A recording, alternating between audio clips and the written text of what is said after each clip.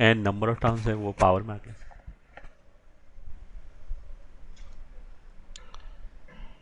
I hope समझ में आ गया होगा। जैसे क्वेश्चन लिख लिया, let 3 6 and so on is GP, then find. ठीक है, first part common ratio, second part ninth term, ये ठीक है। Third part sum of first 10 terms.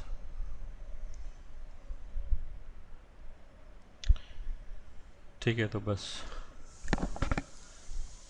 ठीक है, फोर्थ पार्ट और लिख लिया,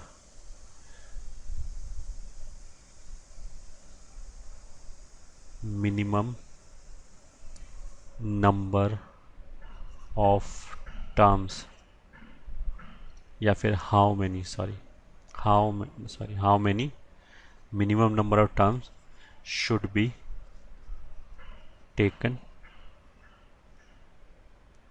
ये ठीक है, सच दैट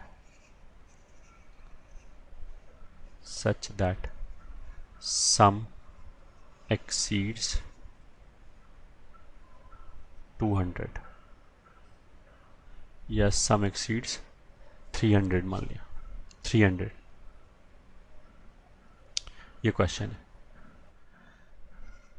तो फिर हमने सोल्यूशन शुरू कर दिया। फर्स्ट कॉमन रेशियो दिख रहा है, 6 को 3 से डिवाइड किया तो कितना आ गया 2, तो 2 ये आंसर हो गया।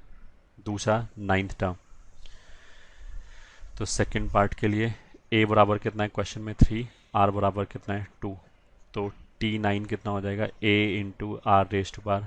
अगर यहाँ नाइन्थ टर्म चाहिए तो एक पावर कम हो जाएगा 8th, तो this is 3 into 2 rest power 8, ये ठीक है। This is 3 into 2 rest power कितना होगा, 2 रेस्ट पावर 8 कितना होगा 256, सही है, which is further equals to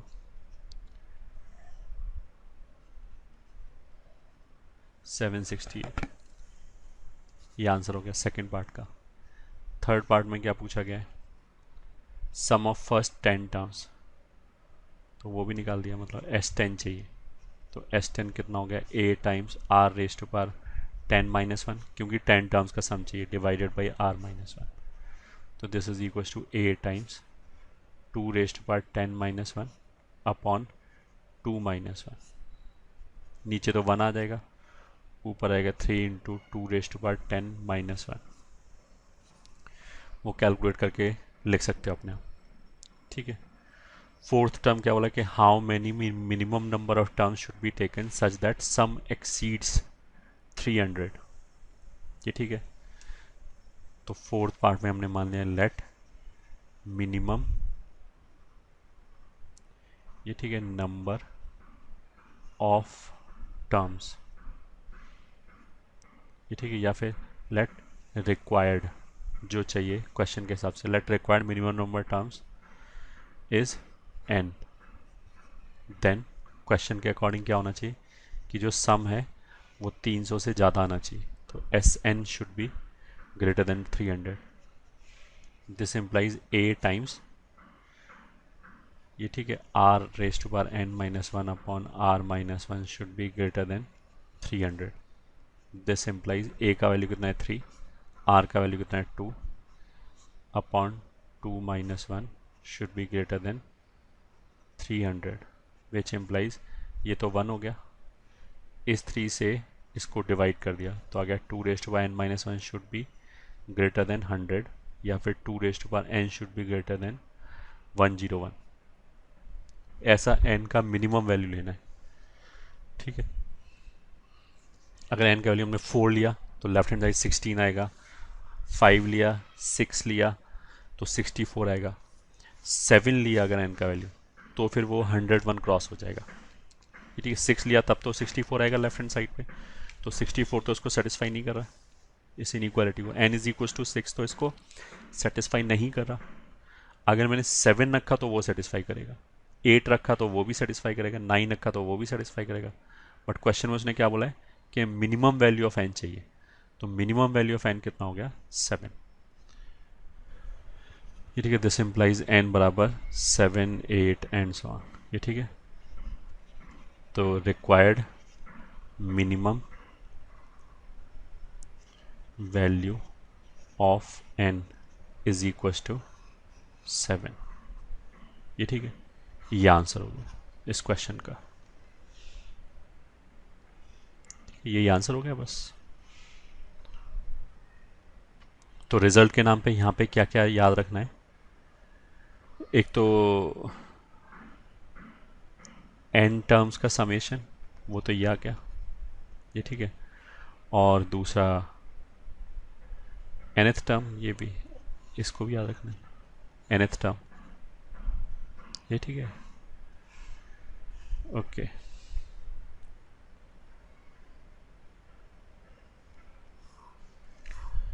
let's move ahead.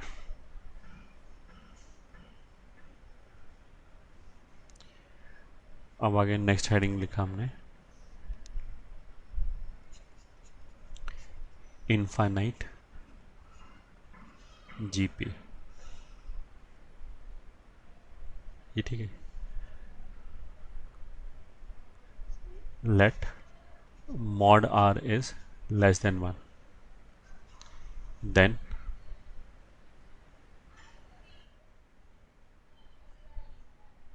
अच्छा उससे पहले ये पता होना चाहिए कि जैसे अगर हमारे पास हाफ है 1/2, कोई भी एक नंबर है एक से छोटा, ठीक है, जैसे फॉर एग्जांपल हाफ है, हमने उसको स्क्वायर किया, हाफ का वैल्यू कितना होगा वैसे 0.5, मैंने उसको स्क्वायर किया तो कितना आ जाएगा 1/4, उसका वैल्यू कितना आएगा 0.25, फिर उसको क्यूब किया मैंने हाफ को, तो आ जाएगा 1/2 का क्यूब, कितना हो जाएगा 1/8, वो हो जाएगा 0.125।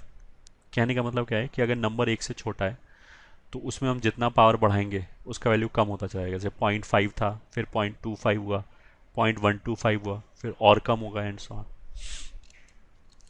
अब मैं ऐसे करता ही चला जाऊँ, इन्फानेट तक ले जाऊँ, तो हम बोल सकते हैं कि वैल्यू जीरो को जाएगा, ठीक है, वैल्यू जीरो की तरफ चला जाएगा। तो इन्फानेट जीपी का मतलब ये है कि मान लिया कॉमन रेशो एक से छोटा है, तब ये जो ए आर, ये ठीक है, ए आर स्क्वायर मान लिया ये एक इन्फानाइट तक जा रहा है, तो फिर इनका सम क्या होगा, A plus A R square plus and इस इन्फानाइट जीपी का सम क्या होगा। अगर n का वैल्यू, n क्या है number of terms, number of terms अगर n होता तब तो सम ये होता अपॉन r-1। अगर ये इन्फानाइट तक जा रहा है मतलब इन्फानाइट टर्म्स को जोड़ रहे हैं, तो उसका मतलब क्या है कि सम जो है, सॉरी, इसका मतलब क्या है कि जो n है, जो नंबर ऑफ टर्म्स है, वो इन्फानाइट को जा रहा है। तो उसको हम मैथमेटिक्स की लैंग्वेज में ऐसे बोल सकते हैं कि limit n is tending towards infinity निकाल लिया। ये ठीक है, लिमिट वेट नहीं समझ में आता तो तुम ऐसे ही मान लो अभी टाइम बीइंग के लिए कि अगर r का वैल्यू एक से छोटा है, ये ठीक है, वो तो यहाँ पे दे ही रखा था r का वैल्यू एक से छोटा है, तो अगर n इन्फिनिटी को जाएगा, मतलब अभी मैंने समझाया ना कि अगर r का वैल्यू एक से छोटा है तो उसका अगर मैं पावर बढ़ाता चला जाऊँ तो उसका वैल्यू घटता चला जाएगा। तो अगर ये n का वैल्यू इन्फानाइट को जाएगा तो ये वाला नंबर कहाँ चला जाएगा, ज़ीरो की तरफ। तो फिर सम कितना आ जाएगा, a, ये r/n की जगह तो जीरो हो गया, तो ऊपर बचा -1 अपॉन r-1, माइनस को नीचे ले गए तो ये आ गया 1 - तो इसका मतलब क्या है कि जो इन्फानाइट जीपी का सम है, ये जो इन्फिनिटी तक नंबर ऑफ टर्म्स जा रहे हैं वो ये वैल्यू आ रहा है, ठीक है। तो हम इसको ऐसे बोलते हैं a+ar+ar square plus and so on up till infinity, ठीक है, is equal to a upon 1 - r। ये ठीक है, बट ये फॉर्मूला वैलिड कब है, इन्फानाइट टर्म्स का समेशन कब वैलिड है, केवल जब वैलिड है जब मॉड आर एक से छोटा हो, या फिर जब r -1 और 1 के बीच में हो, तभी ये वैलिड है फॉर्म। ये ठीक है, एंड ऑफ कोर्स जीरो तो होना नहीं चाहिए, जीरो वीरो तो है नहीं, जीरो रखोगे तो वैसे बराबर बराबर आ जाएगा, बट फिर उसका कोई सेंस नहीं बनता। अच्छा, अगर r का वैल्यू मैग्नीट्यूड वाइज एक से ज़्यादा है तो फिर ऐसे इन्फाइनाइट टर्म को जोड़ेंगे तो उसका कोई वैल्यू नहीं आएगा, उसका वैल्यू इन्फाइनाइट को चला जाएगा। ठीक है, मतलब नोट क्या बोला हमने, if mod r is greater than 1 then sum on left hand side, ये ठीक है, विल नॉट एग्जिस्ट। तो फिर ऐसा कोई वैल्यू नहीं आएगा। लेफ्ट हैंड साइड मतलब ये वाला जो सम है वो आएगा नहीं, ये ठीक है, क्योंकि जो सम है वो ऐसे इन्फिनिट की तरफ जाएगा। ठीक है, तो अगर एन टर्म्स का समीशन निकालना है तो फिर ये वाला फॉर्मूला आ जाएगा 1 minus r raise to n upon 1 minus r. और ये तो आर चाहे एक से बड़ा हो छोटा हमेशा वैलिड है। और अगर हमने बोला कि आर का वैल्यू एक से छोटा है और फिर इन्फाइनाइट टर्म्स का समीशन निकालना है तो उसमें से इतना पार्ट मिटा दिया हमने, तो बस फिर ये बचा ए अपॉन 1 माइनस आर, मतलब first term divided by 1 minus r. जैसे मान लेंगे मैं क्वेश्चन ले लूँ, क्वेश्चन फाइंड से 6 comma 2 comma 2/3 comma 2/9 and so on, sorry comma नहीं, फाइंड चलो सम ऑफ, और ये ऐसे चला गया इन्फिनिटी तक। तो 2 को अगर हमने 6 से डिवाइड किया तो कितना आ जाएगा 1/3, तो इसमें कॉमन रेशो कितना हो गया 1/3। तो आंसर क्या आ जाएगा, रिक्वायर्ड सम क्या आएगा, required sum will be equal to, फॉर्मूले के हिसाब से फॉर्मूला क्या था ए अपॉन 1 माइनस आर। तो यहाँ पे फर्स्ट टर्म ए कितना हो गया 6, तो ऊपर कितना आ जाएगा 6 whole divided by 1 minus r मतलब 1 माइनस 1/3 विच इज 6 अपॉन 2/3। तो इस 2 से तो ये कितना हो जाएगा 3, और ये वाला 3 ऊपर चला जाएगा तो कितना आ गया 9। तो ये इन्फाइनाइट जीपी का सम आ गया, विल बी 9। ठीक है, बेसिकली इस 9 का मतलब क्या है कि ये बेसिकली लिमिटिंग वैल्यू दे रहा है। लिमिटिंग वैल्यू देने का मतलब क्या है कि मान लिया जैसे ये वैल्यू लिखा हुआ है प्लस एंड सो ऑन। ठीक है, अगर मैंने केवल पहले टर्म को देखा तो आंसर कितना आया 6, ये ठीक है। अगर मैंने पहले 2 टर्म को जोड़ा तो फिर आंसर कितना आ जाएगा 8। फिर ये 2/3 कितना हो जाएगा 0.666 कर ऐसे करके हो जाएगा। तो अगर मैंने इन तीनों को जोड़ा तो फिर वैल्यू कितना आ जाएगा 8.66 ऐसे करके कुछ आ जाएगा, ये ठीक है। अगर फिर मैंने इन चारों को जोड़ा तो जो सम आएगा वो कुछ और आ जाएगा, 8 पॉइंट इतना आ जाएगा। बेसिकली बात क्या है कि जैसे जैसे टर्म बढ़ते जा रहे हैं, अगला टर्म आता जा रहा है, वैसे वैसे ये सम बढ़ता जा रहा है, इसमें कोई डाउट नहीं। ठीक है, बट अगर मैं बोलूँ कि एक नंबर बढ़ रहा है लगातार तो उसका ये मतलब नहीं कि वो हमेशा बढ़ बढ़ के इन्फिनिटी तक पहुँच जाएगा। फॉर एग्जाम्पल तुम इसको ऐसे देखोगे, मान लिया मैंने पहले लिखा 1.0, मान लिया पहले ऐसे लिखा, फिर मैंने लिखा 1.01, फिर मैंने लिखा 1.011, फिर मैंने लिखा 1.0111। तो अगर मैं इन नंबरों की तरफ देखूं तो डेफिनेटली ये नंबर बढ़ रहे हैं, बट उसका ये मतलब थोड़ा है कि ऐसे इस हिसाब से बढ़ते बढ़ते इन्फिनिटी तक पहुंच जाएगा, ऐसा तो है। इसमें तो मैं आगे एक एक 1 लिखता रहूँगा, तो ये नंबर तो कभी भी 1.02 तक ही नहीं पहुंच पाएगा।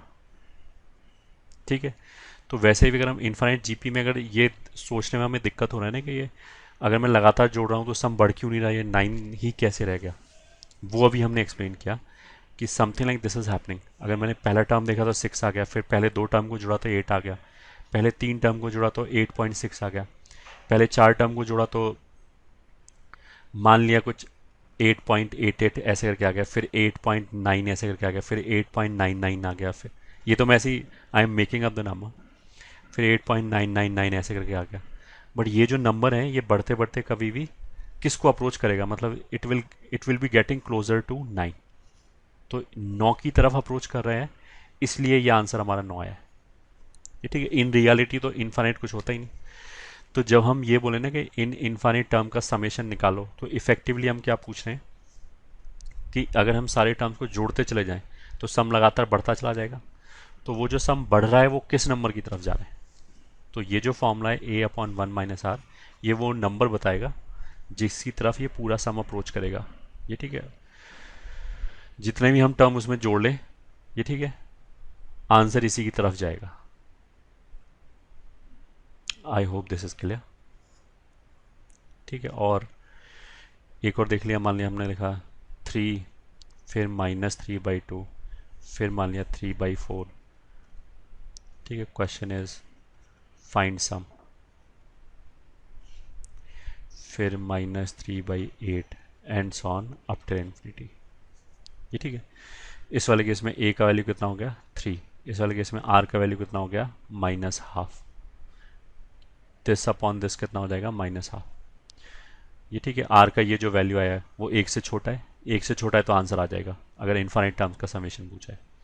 तो फिर s इन्फिनिटी क्या हो जाएगा, s इन्फिनिटी मतलब इन्फाइनाइट का सम, दैट इज a/1 - r। तो a तो हो गया 3 और r को विद साइन रखेंगे तो 1 - हाफ, ये आ गया।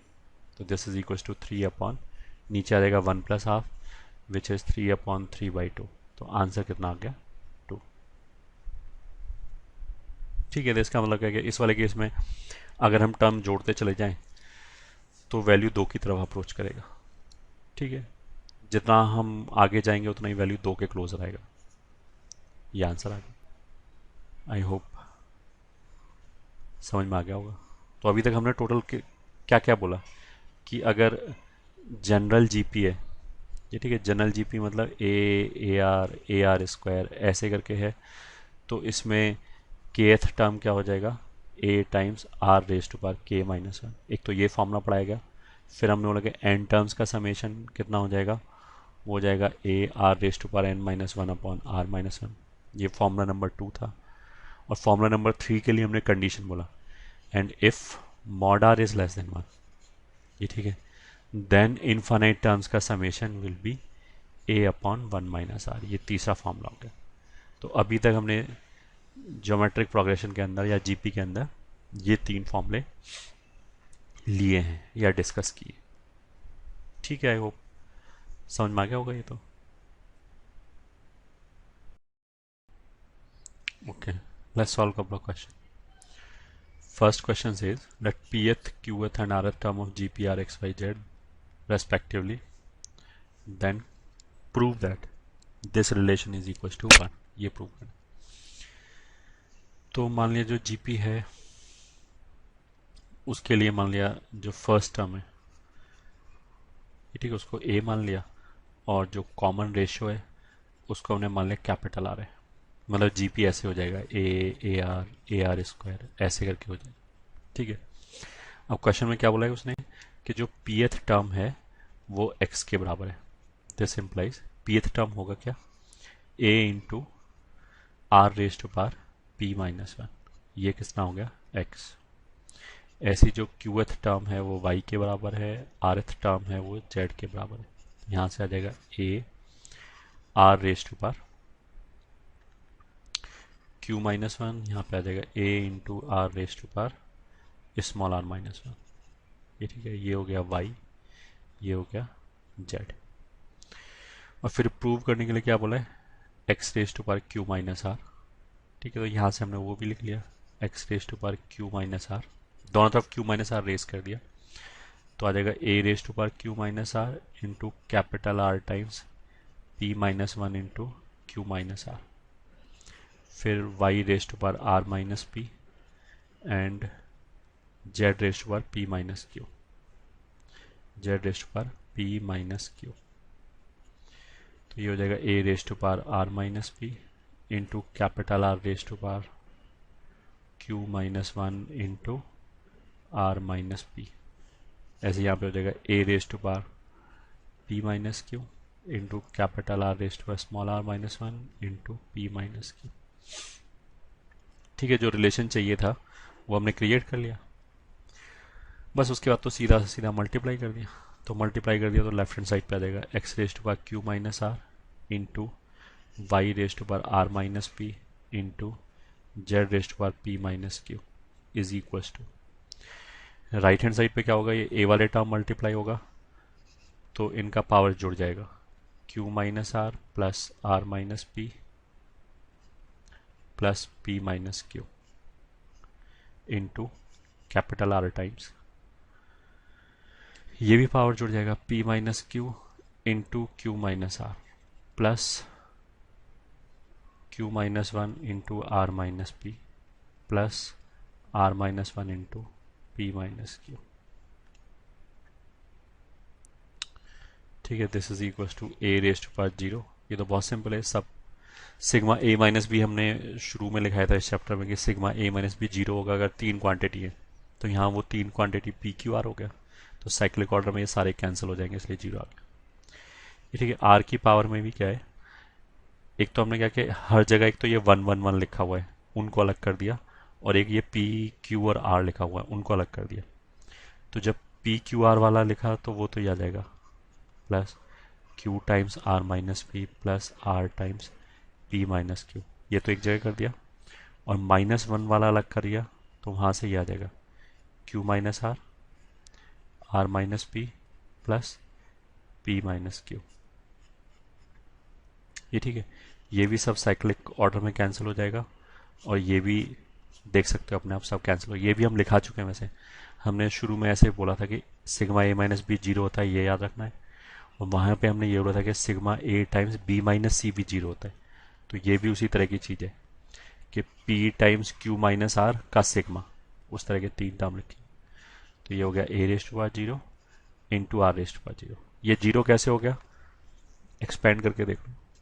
टोटल 6 टर्म्स आएंगे, उसमें 3 पॉजिटिव साइन के साथ आएंगे, 3 नेगेटिव टर्म साइन के साथ आएंगे, तो 0 हो जाएगा।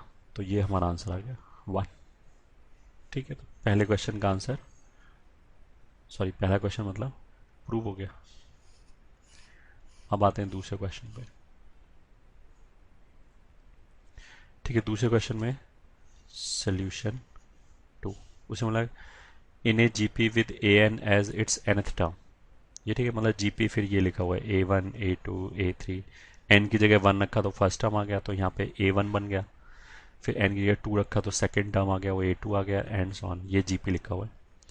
फिर उसने लिखा है A1 plus A2 plus A3 13 है। तो जीपी है तो हमने इसको ऐसे मान लिया ए आर स्क्वायर ऐसे करके मान लिया। तो क्वेश्चन में गिवन क्या है, एक तो गिवन है कि A1 plus A2 plus A3 is equal to 13, और दूसरा गिवन है A1 square plus A2 square plus A3 square is equal to 91। ये गिवन है। ठीक है,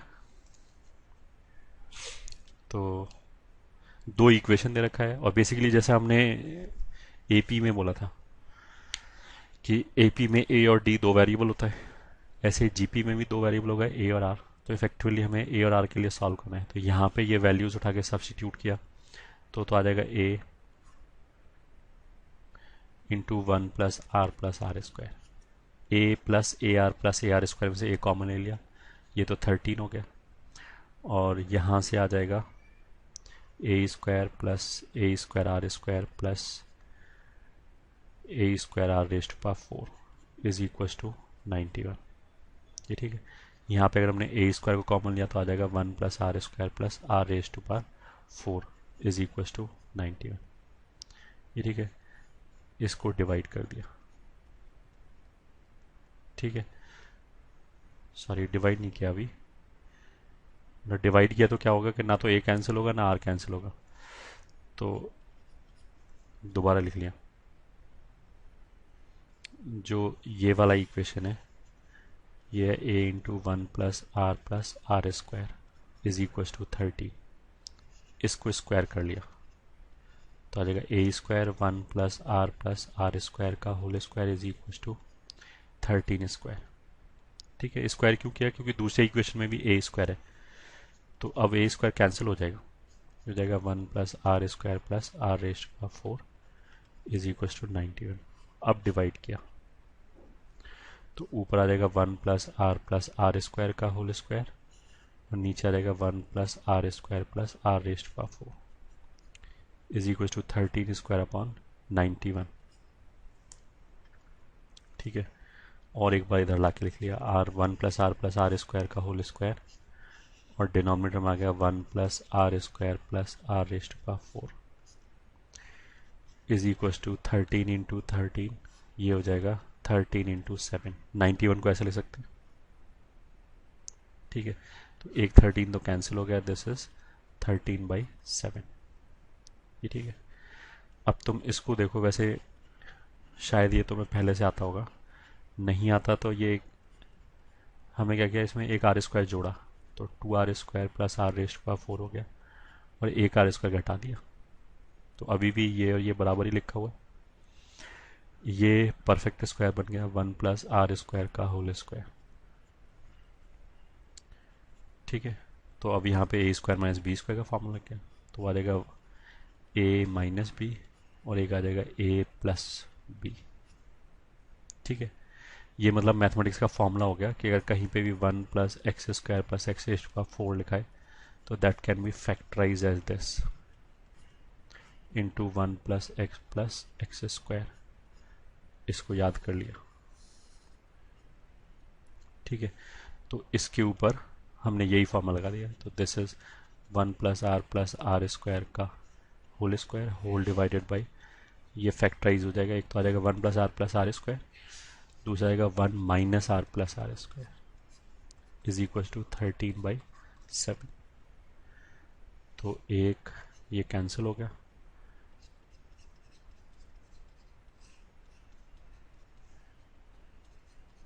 थर्टीन बाई सेवन। ठीक है, क्रॉस मल्टीप्लाई कर लिया तो आ जाएगा 7+7r+7r² is equal to 13-13r+13r²। सारे टर्म्स को एक तरफ ले गए तो आ जाएगा 6r² माइनस 20r और प्लस 6 इक्वल्स टू 0। ये ठीक है।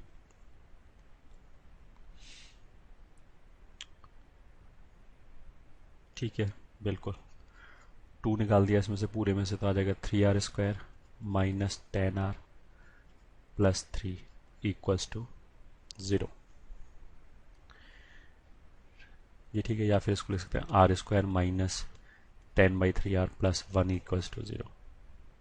ठीक है, तो इसको लिख सकते हैं 3 प्लस 1/3, इसको लिख सकते हैं 3 इंटू 1/3। वैसे क्वालिटी सॉल्व कर लोगे, नहीं दिख रहा ये डायरेक्टली अगर नहीं दिखाई दे रहा तो -b plus minus √b² minus 4ac/2 है, उस वाले फॉर्म में से सॉल्व भी कर सकते हैं। ऐसे दिख गया तो हमें पता लग गया कि यहाँ से 2 रूट आ जाएगा, एक तो 3 आ जाएगा और एक 1/3 आ जाएगा। ठीक है,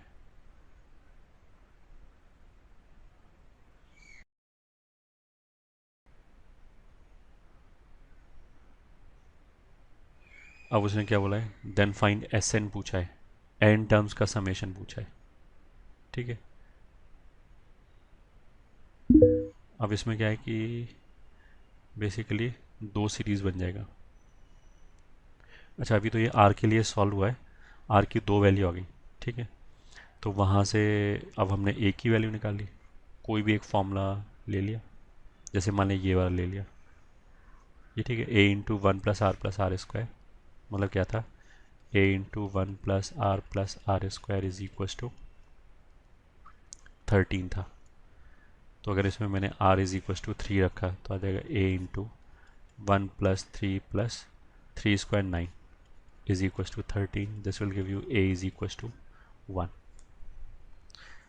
ये ठीक है, तो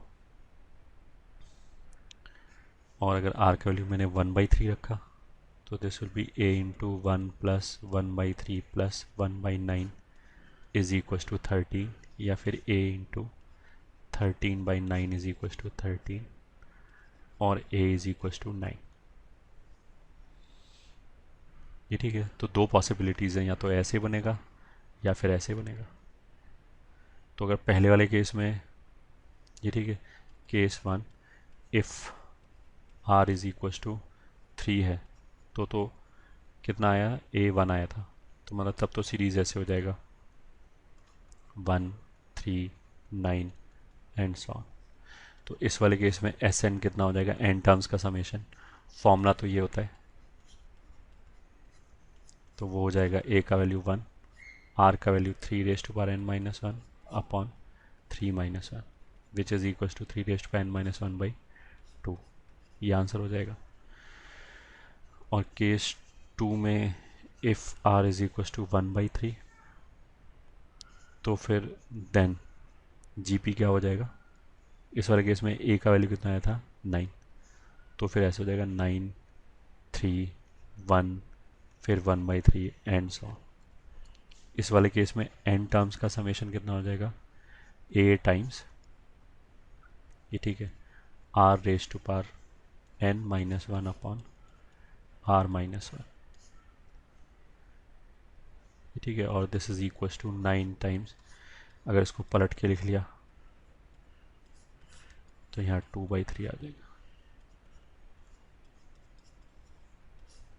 1-1/3 रेज टू पावर n, ये ठीक है, ये आंसर होगा।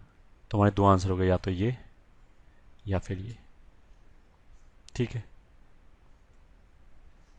ठीक है, तो ये भी सॉल्व हो गया। ये था क्वेश्चन नंबर 2। अब क्वेश्चन नंबर 3 पढ़ते हैं। The sum of an infinite number of terms of GP is 15, ठीक है, जीपी का इनफाइनाइट समेशन 15 है, and sum of their square is 45, then find the series. ठीक है, अब ये सॉल्व कर लेते हैं।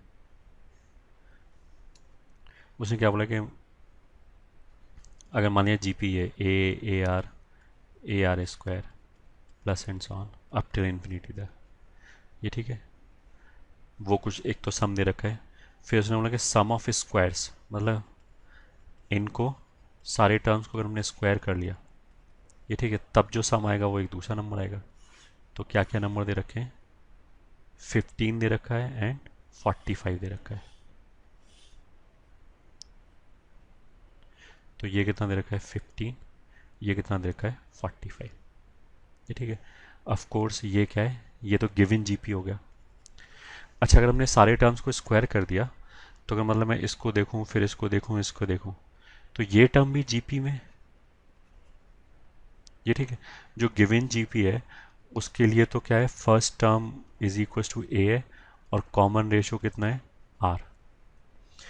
इस जीपी के लिए क्या हुआ कि जो फर्स्ट टर्म है वो तो ए स्क्वायर हो गया और जो कॉमन रेशो है वो आर स्क्वायर हो गया, क्योंकि यहाँ से यहाँ तक जाने में आर स्क्वायर एक्स्ट्रा आ गया, फिर यहाँ से यहाँ तक जाने में एक और आर स्क्वायर एक्स्ट्रा आ गया।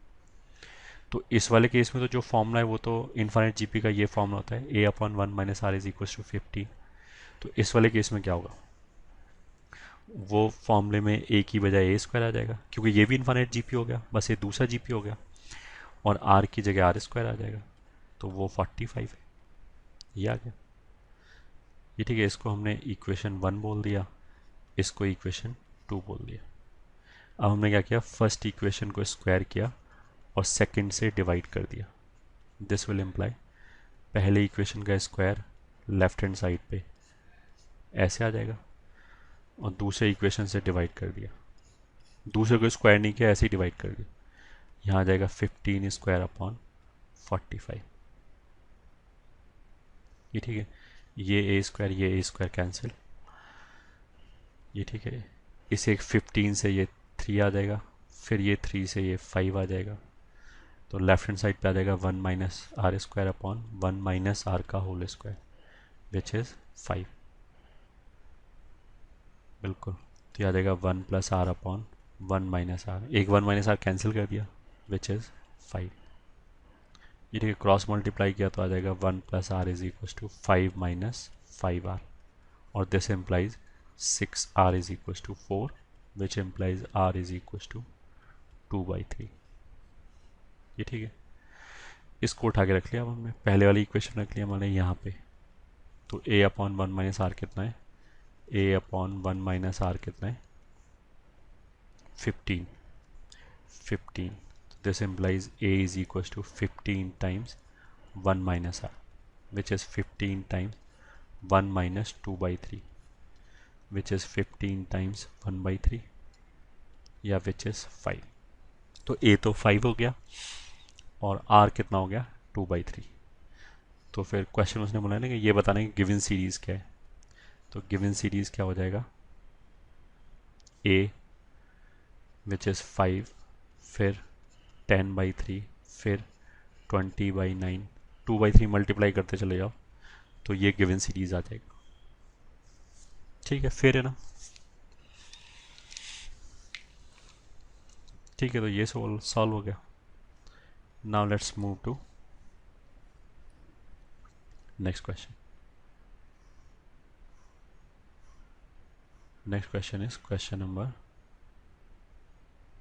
ये तो 3 था, क्वेश्चन नंबर 4. ठीक है, क्वेश्चन नंबर 4 में क्या बोला है, use infinite series to compute the rational number corresponding to. ये ठीक है, 0.423 के ऊपर बार है. 2 3 के ऊपर बार लगाने का मतलब क्या है, वो तो 9th 10th में पढ़ाते हैं. 2 3 के ऊपर बार लगाने का मतलब क्या, 2 और 3 रिपीट करता रहेगा, मतलब 4 2 3 2 3 2 3 ऐसे आ रहा है.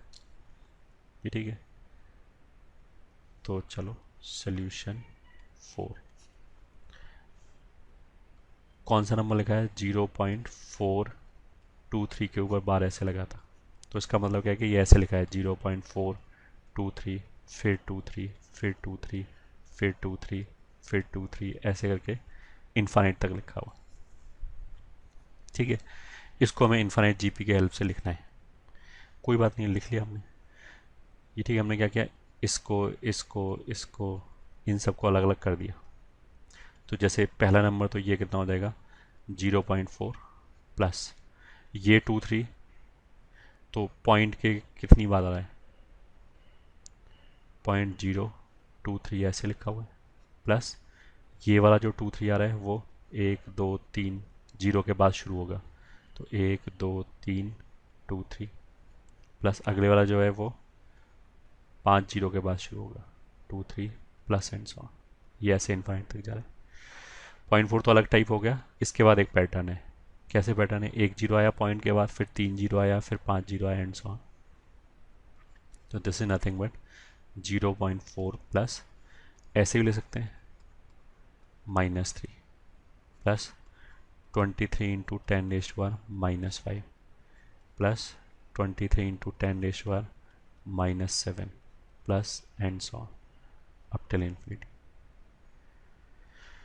तो this is equal to 0.4 plus 23 into 10⁻⁻³ common ले लिया, तो आ जाएगा 1 प्लस 10⁻⁻². आई होप समझ में आ रहा होगा. सॉरी, जैसे अब ये तो समझ में आता है ना कि अगर मेरे पास लिखा है 0.01 प्लस 0.002, तो ऐसे लिखा है 0.002, इसको जोड़ेंगे तो 0.012 आ जाएगा.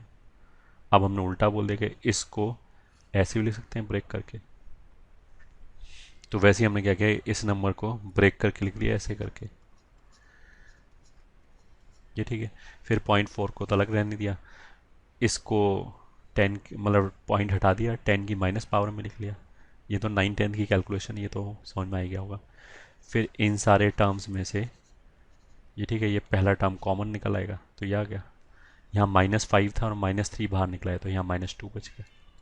तो ये तो एक क्या हो गया, जीपी, और जिसमें कॉमन रेशो कितना है, 10⁻⁻² या फिर 1/100.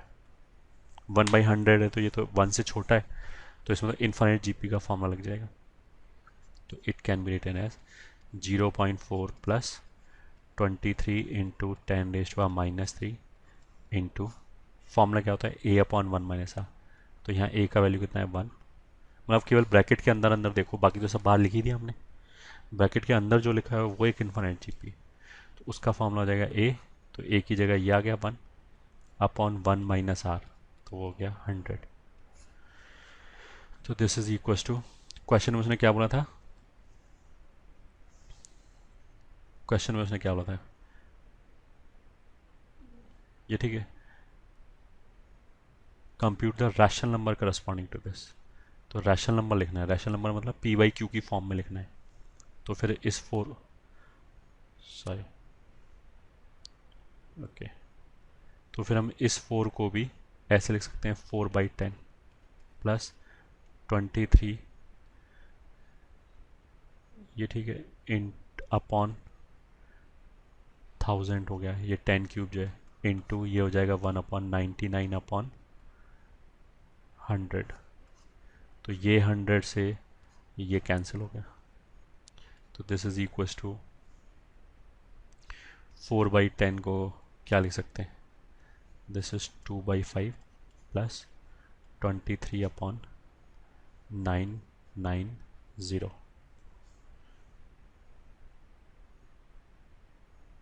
ये ठीक है, या फिर इसको ऐसे 4/10 ही लिखा रहने दिया, ठीक है, वरना फिर फालतू। ठीक है, ये सही है, हाँ। तो this will be equals to 4 × 99 plus 23/990 अगर LCM लिया तो। So this will be 396 plus 23/990 which will be 9/990। ये ठीक है, यही हमारा आंसर हो गया इस क्वेश्चन। ठीक है, आई होप आ गया होगा समझ में।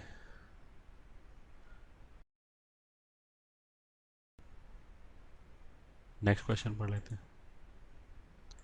नेक्स्ट क्वेश्चन में क्या बोला गया है?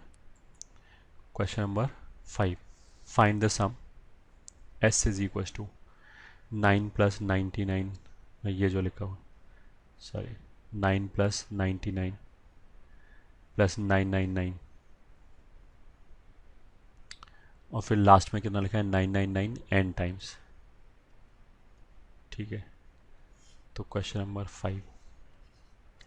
5 में उसने क्या बोला, ये निकालना है 9 + 99 + 999 plus and so on, last में कितना है 999 ऐसे n टाइम्स। ठीक है, इसको सम करना है। कोई बात नहीं, इसको भी सम बड़े आराम से कर सकते हैं। 9 को क्या लिख सकते हैं 10 - 1, फिर प्लस 99 को क्या लिख सकते हैं 10² - 1 या 100 - 1, प्लस फिर इसको क्या लिख सकते हैं 10³ - 1 प्लस एंड सो ऑन। अगर यहाँ 3 बार 9 लिखा हुआ है तो यहाँ पे 10 पे पावर कितना है 3। अगर 2 बार 9 लिखा हुआ है तो यहाँ पे 10 पे पावर कितना है 2। तो लास्ट वाले टर्म में n बार लिखा हुआ है 9, तो 10 पे पावर कितना आएगा n - 1। तो ये कितने ब्रैकेट है n ब्रैकेट्स है। ये पहले टर्म के करस्पॉन्डिंग, ये दूसरे करस्पॉन्डिंग, ये थर्ड के करस्पॉन्डिंग। जो तीसरा टर्म है उसमें 3n है, जो दूसरा टर्म है उसमें, सॉरी, जो तीसरा टर्म है उसमें 3 9 है, जो दूसरा टर्म है उसमें 2 9 है। तो अगर n 9 है तो फिर ये nth टर्म भी होना चाहिए साथ में, तो इसलिए ब्रैकेट कितने हो गए टोटल n। इन n ब्रैकेटों में से ये जो है इनको तो अलग निकाल लिया, मतलब ये जो है 10 10² 10³ इसको तो अलग जोड़ लिया, 10³ plus and so on 10⁻n तक। और बाकी क्या बचा 1 1 1 ऐसे n बार बचा, तो माइनस है, ऐसे लिख दिया। अब ये GP हो गया, ये ठीक है, this is nothing but GP, जिसमें a की वैल्यू कितना है, फर्स्ट टर्म की वैल्यू कितना है 10 और r की वैल्यू कितना है वो भी 10 है, कॉमन रेशो भी 10 है और फर्स्ट टर्म भी 10। तो फॉर्मूला क्या होता है, फॉर्मूला होता है a × r⁻n - 1/r-1। तो a कितना हो जाएगा 10 × r⁻n whole divided by 10 - 1 minus n। और इसको बस सिंप्लीफाई करके लिख दिया, this is 10/9 10⁻n - 1 minus n। ये आंसर होगा इस क्वेश्चन का।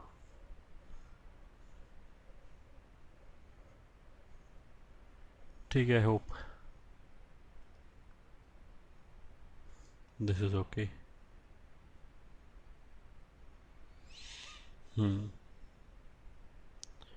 So now let's move to 6th question, which says third term of GP is 2/9 and sum of infinite terms is 3/2. Then determine series. Series मतलब GP मान लिया हमने ऐसे AR² and so on. तो उसने क्या बोला है कि जो थर्ड टर्म है वो 2/9 है, तो मतलब AR² कितना हो गया 2/9 पहला चीज, और सम ऑफ इन्फिनिटी इज 3/2। तो सम ऑफ इन्फिनिटी क्या होता है A/1 - r। तो बस कुछ भी नहीं, दो इक्वेशन दो अननोन है, ये हो गया 2/9 एंड A/1 - r कितना हो गया 3/2 डिवाइड कर दिया तो a और a कैंसिल हो जाएगा, आ जाएगा r square upon 1/1 minus r is equal to 2/9 into 2/3 which is 4/27 और this is r square into 1 minus r is equals to 4/27.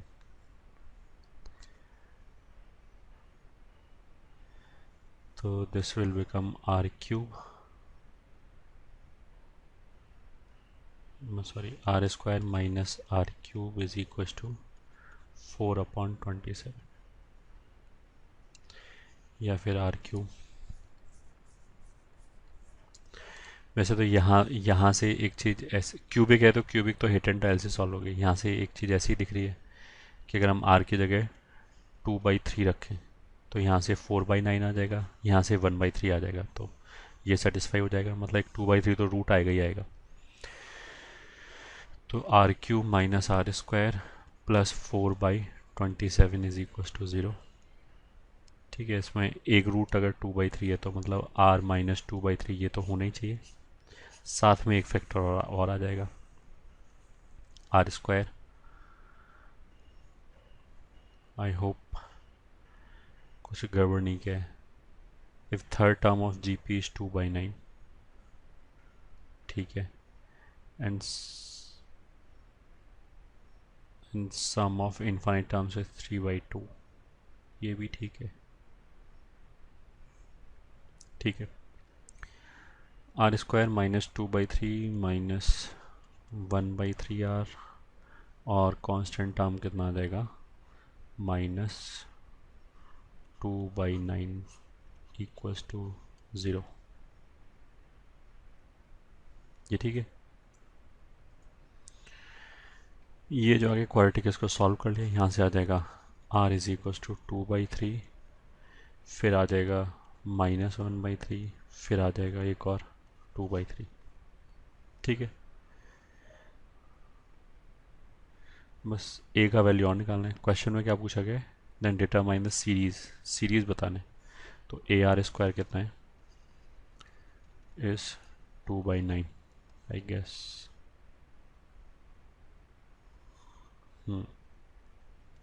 तो अगर r का वैल्यू 2/3 है तो a हो जाएगा 4/9 इज इक्वल टू 2/9।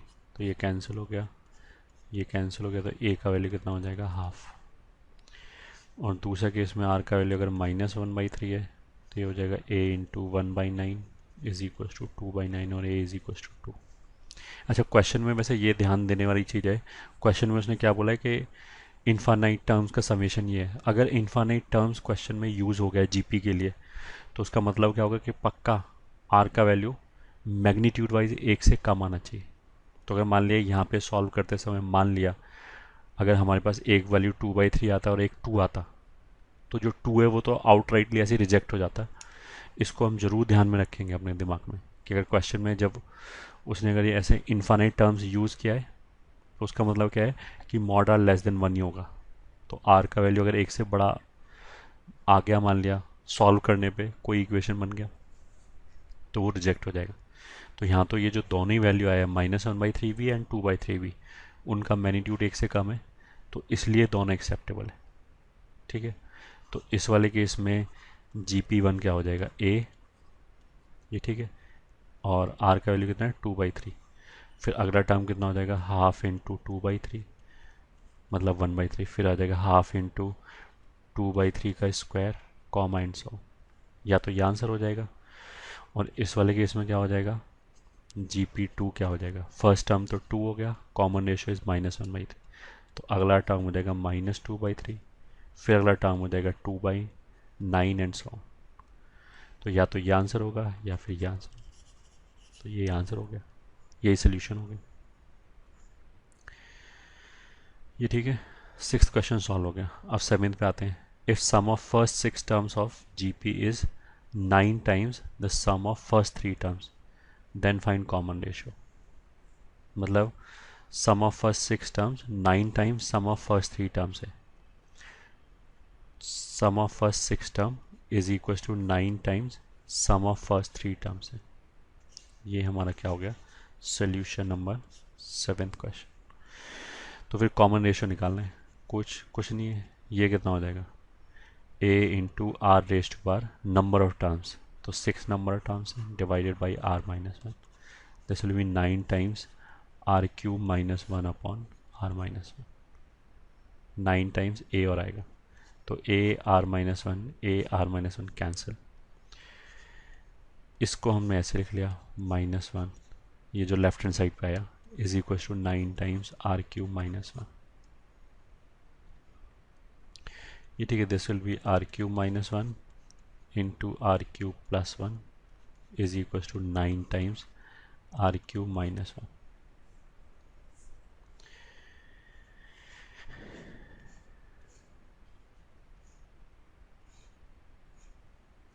ठीक है, क्वेश्चन में और मान लिया हमने ये दे रखा है कि r is not equal to 1, ये बता दिया मान लिया r की वैल्यू 1 नहीं है, r की वैल्यू 1 नहीं है तो ये कैंसिल कर सकते हैं। अगर r की वैल्यू 1, अगर वो ये ना बोले ना कि r की वैल्यू 1 नहीं है, तो फिर ये भी आंसर आ जाएगा, तो वहाँ से आ जाएगा r cube plus 1 is equal to 9 और r cube is equal to 8 और r इज इक्वल टू 2। तो क्वेश्चन में यही पूछा था कि कॉमन रेशियो बताना था, तो ये कॉमन रेशियो होगा, यही हमारा आंसर हो गया। ठीक है,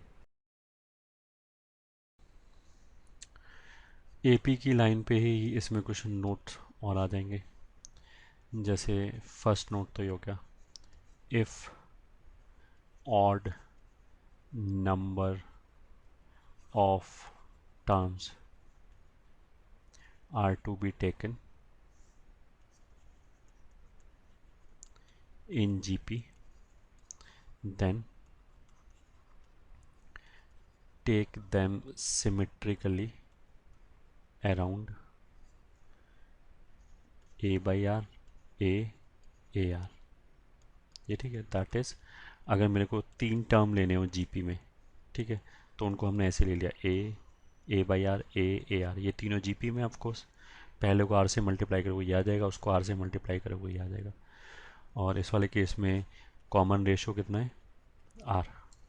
ठीक है, अगर मान लिया 5 टर्म लेने हो तो इन तीनों को तो रख ही लिया, एक इससे अगला वाला ले लिया, तो इससे अगले वाला क्या होगा, इसमें आर से मल्टीप्लाई कर दो वो ए आर स्क्वायर हो जाएगा, और एक इससे पिछले वाला ले लिया, पिछले वाला क्या होगा, इसमें आर डिवाइड कर दो तो ए बाई आर स्क्वायर हो जाएगा, ये कॉमन रेशो ऑफ कोर्स इसका भी आर है।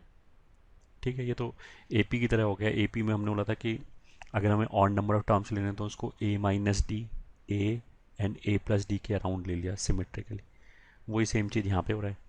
एपी में फिर हमने ये भी समझाया था कि अगर वैसे नहीं भी लिया, और जैसे हम सिंपल एपी मानते हैं ना, ए प्लस डी कॉमा ए प्लस 2d कॉमा ए प्लस 3d, ऐसे करके भी ले सकते हैं तो भी क्वेश्चन सॉल्व हो जाएगा, थियोरेटिकली कोई अंतर नहीं है। एपी में हमने बस ये बोला था कि ए माइनस डी कॉमा ए प्लस डी, इस तरीके से मानने का थोड़ा सा फ़ायदा क्या हो सकता है कि अगर सम ऑफ टर्म दे रखा हो तो ए निकल आएगा, तो एग्जैक्टली वही चीज़ हम यहाँ बोल रहे हैं कि अगर हमें जीपी में टर्म चाहिए तो हम हमेशा ही ऐसे मान सकते हैं ए आर स्क्वायर, कितने भी टर्म चाहिए, चाहे इवन चाहिए चाहे ऑड चाहिए, तो अगर क्वेश्चन ऐसे सॉल्व हुआ है तो ऐसे मान के भी हमेशा ही सॉल्व हो जाएगा। ये ठीक है, बस इस वाले केस में ऐसे मानने का थोड़ा सा एडवांटेज क्या हो सकता है कि अगर उनका प्रोडक्ट दे रखा है टर्म्स का तो ए निकल आएगा, क्योंकि इन तीनों को मल्टीप्लाई करोगे तो उसमें से आर गायब हो जाएगा। ठीक है, तो ये मतलब डायरेक्टली निकल आएगा, उसका मतलब नहीं है ऐसा नहीं कि यहाँ नहीं निकलेगा, यहाँ पे भी निकल आएगा, बट यहाँ पे जो 2 इक्वेशन चाहिए होगा उनको सॉल्व करेंगे तब ए और आर निकलेगा। इसमें क्या होगा कि इसमें भी 2 इक्वेशन चाहिए बट पहली इक्वेशन से सीधा ए आ जाएगा। ये ठीक है, और second, if even number of, ये ठीक है, terms are required in GP, then take them symmetrically around, ये ठीक है, a by r comma A R, ये ठीक है, दैट इज अगर हमें मान लिया 4 टर्म चाहिए तो a by R comma A R, इसमें बस ये नोट करने वाला चीज़ है कि यहाँ से यहाँ तक जाने में कॉमन रेशो आर नहीं है, आर स्क्वायर है। जैसे ए पी में अगर इवन टर्म चाहिए था तो हमने a माइनस डी और a प्लस डी के अराउंड लिया था, तो उसमें कॉमन डिफरेंस 2d हो गया था। वहाँ तो 2 कोफिशिएंट में आ गया था 2d। यहाँ पे जो कॉमन रेशो वो आर स्क्वायर हो गया, आर नहीं हुआ। तो अगर आर स्क्वायर हो गया और हमें 4 टर्म चाहिए तो एक टर्म इसके अगले वाला ले लिया तो वो हो जाएगा ए आर क्यू, और एक इससे पहले वाला ले लिया वो आ जाएगा ए बाई आर क्यू। ये ठीक है। इसमें नोट करने लायक चीज़ क्या है कि common ratio is equal to r square, ये नोट कर। अगर मान लिया मुझे 6 टर्म लेना है तो इन चारों को तो रख ही लिया, A by R cube, A by R, A R cube, बस 2 और ले लिए, एक पहले और एक बाद में। तो बाद वाला टर्म ए आर रेस्ट का 4 नहीं आएगा, 5 आएगा, क्योंकि आर स्क्वायर है कॉमन रेशो। एक इससे पहले वाला वो आ जाएगा ए अपॉन आर रेस्ट बार 5। 5 टर्म ऐसे ले सकते हैं, ए पी की तरह ही है। और अब ये मैं कई बार बोल चुका हूँ कि ऐसे भी कर सकते हैं क्वेश्चन को, ऐसे टर्म मान लिए चाहे इवन हो चाहे ऑड हो, तब भी क्वेश्चन हमेशा ही सॉल्व हो जाएगा अगर ऐसे हो रहा है तो। ठीक है, सेकंड हो गया। अब थर्ड पॉइंट पे आते हैं। अगर मान लिया कोई भी जीपी ऐसे लिखा है ए आर स्क्वायर, ये ठीक है, ये एक जीपी है। अगर इसके सारे टर्म्स को हमने के से मल्टीप्लाई कर दिया कांस्टेंट से, तो ए के, ए आर स्क्वायर के, ये आ जाएगा। इसमें भी अगर तुम 2 कॉन्जिक्यूटिव टर्म का रेशो निकालोगे तो वो भी कांस्टेंट ही आएगा, और वो कांस्टेंट भी आर ही आएगा। तो उसका मतलब क्या है कि अगर हमने किसी भी जीपी को सारे टर्म्स को एक कांस्टेंट से मल्टीप्लाई किया तो जो रिजल्टिंग सीरीज आएगा वो भी जीपी आएगा। ये ठीक है, with same common ratio. Common ratio change भी नहीं होगा, ठीक है, सेम ही कॉमन रेशियो आएगा। पहला पॉइंट तो ये हो गया।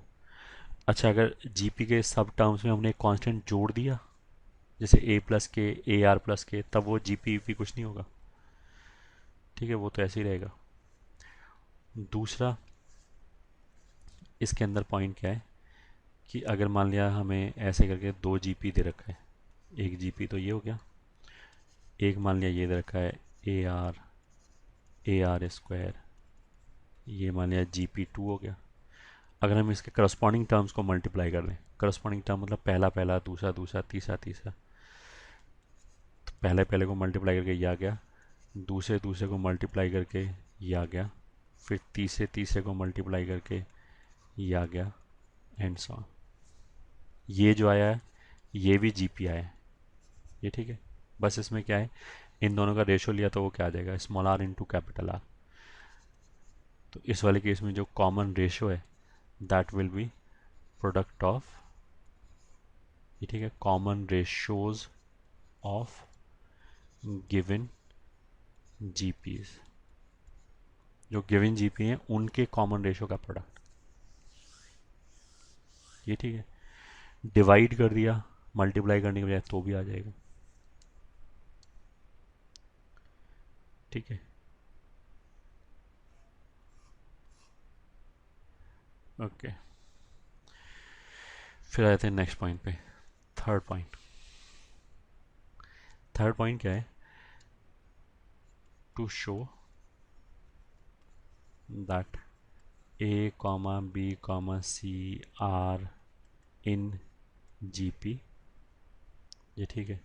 शो आइदर, जैसे अगर 3 नंबर ए बी सी को हमें ए पी में प्रूव करना हो तो हमने क्या बताया था कि 2b is equal to a plus c prove कर दिया तो भी काम चल जाएगा, या फिर b minus a is equal to c minus b prove कर दिया तो भी काम चल जाएगा।